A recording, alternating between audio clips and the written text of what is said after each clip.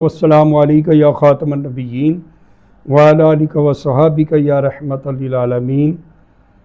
جو بیٹیاں جوان ہیں اور ان کے رشتوں کے کوئی اچھے اسباب نہیں نظر آ رہے، ماں باپ رشتوں کی وجہ سے پریشان ہیں، اللہ اپنے پاک نبی کا صدقہ ہر بیٹی کے نصیب بھی اپنے کرم اور اپنے فضل سے بہتر کرے۔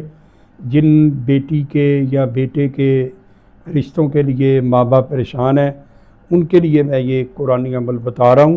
سورہ یاسین میں یہ آیت ہے، سبحان الذی خلق الازواج کلھا مما تنبت الارض ومن انفسہم ومما لا یعلمون۔ یہ ایک کنگا لیں، کنگے کے اوپر اس آیت کو لکھیں۔ اگر لکڑ کا کنگا مل جائے تو وہ بہت بہتر ہے، ورنہ وائٹ رنگ کا کنگا لیں، اس کے اوپر اس آیت کو لکھیں، اور عشاء کی نماز کے بعد بیٹی بیٹا جو بھی رشتے کی وجہ سے پریشان ہے، وہ عشاء کی نماز کے بعد اس آیت کو 121 مرتبہ یا کم از کم 41 مرتبہ پڑھیں۔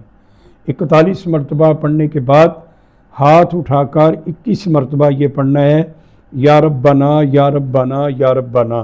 یہ پڑھنے کے بعد دعا کریں کہ اللہ تعالیٰ میرے نصیب بہتر کر اور میرے رشتے کا اچھا اسباب عطا فرما۔